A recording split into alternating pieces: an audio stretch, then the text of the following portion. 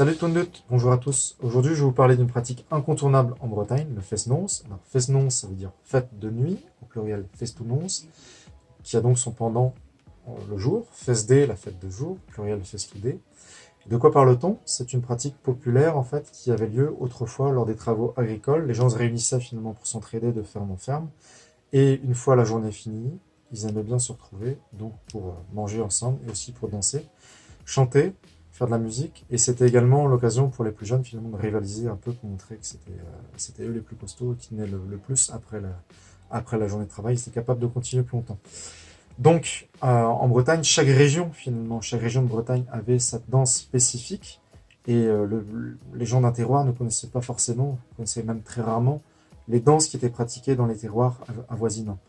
Donc, comme ça, on a plusieurs familles de danse en Bretagne. Donc, l'une des plus célèbres, c'est la gavotte, danse-tro en breton, pratiquée en Centre-Bretagne. Et donc, on a plusieurs danses rattachées à cette même famille. Donc, on peut notamment mentionner la danse ficelle du Centre-Bretagne, du pays de Rosrenin, la gavotte pourlette, ou encore Cochtarouat, qui est une danse qui veut dire le côté du bois, en référence à la forêt de Kénécan, donc dans le pays de Guarec, dans ce secteur-là.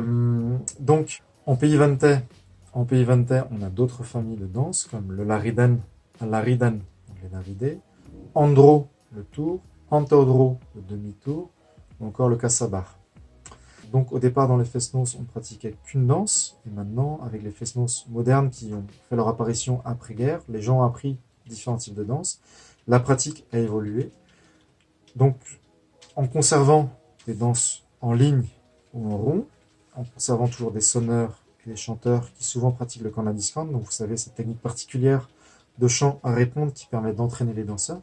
Mais on a également vu l'apparition de Strolajou, des groupes de musique constitués, dont beaucoup ont un nom en breton. Donc pour finir cette vidéo, je vous propose quelques noms parmi les plus célèbres. Donc on a par exemple Arzon Erendu, les sonneurs noirs, Areyawank, les jeunes, Startijan, énergie, Diaouled Armenes, les diables de la montagne, ou encore Lonnetfal, les salvettes. Donc, maintenant, je pense que vous êtes prêts à aller au Fesnos, à danser. Dans cette mode, plusieurs d'art à Canabo.